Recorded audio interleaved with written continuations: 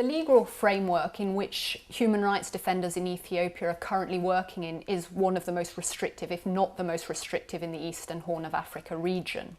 The Charities and Societies Proclamation, which was passed in 2009, determines the very nature of work which civil society can carry out. It actually says that organisations which receive more than 10% of their funds from abroad, which realistically speaking in a country such as Ethiopia, which is so aid dependent, is all organisations, cannot do human rights work.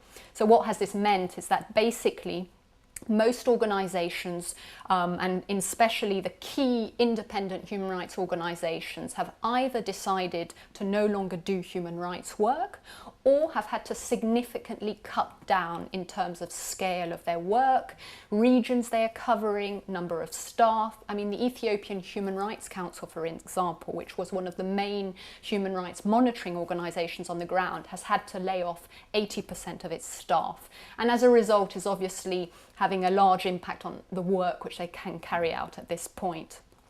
Now, on paper, the European Union, individual missions on the ground and the European Commission have actually agreed and have acknowledged the importance of human rights defenders' works in the country. And actually the Eastern Horn of Africa Human Rights Defenders Project was quite intricately involved in the drafting of a local implementation strategy for the EU guidelines on the protection of human rights defenders.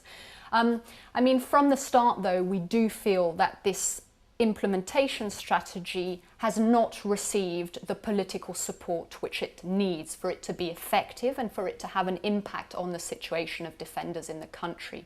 Now, both at a political level, we feel that individual missions and the European Commission have not continued to raise the issue of the legal framework which defenders are working in at the moment. So both this proclamation on charities, which I mentioned earlier, but also the anti-terrorism proclamation, which has a very large definition of terrorist acts, which can also include writing on insurgent groups and per se be seen as actually supporting these insurgent groups. We feel that the diplomatic community has not continued to raise these issues and to call for the repeal or significant amendment of these laws.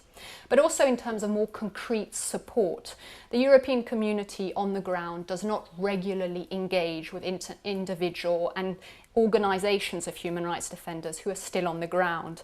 And this was seen to a certain extent from the beginning of the drafting process of the local implementation strategy. Defenders were not engaged with as much as they could have been. And since then, we haven't seen as much of a regular interaction between the focal point, which is based at the European Commission, and defenders who are still, and who have decided to carry on their human rights work. But also in terms of other protection measures, for example, issues of emergency visas.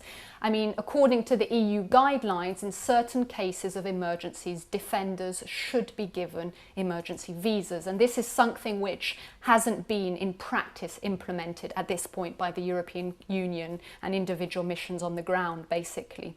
So what we're calling for is both the European Commission and individual missions to now concretely implement the local implementation strategy. What we're also asking for is for the European Commission, the desk officers working on Ethiopia, to be asking for concrete feedback in terms of how the local implementation strategy is being implemented on the ground. But we're also calling on the European Parliament to try and hold the European Commission to account. This is something which has been endorsed by the missions on the ground, and it's also something which the European Parliament should be asking accountability on. And in terms of longer-term strategy, we feel that the human rights defenders issue is one which should be at the heart of the new European external policy.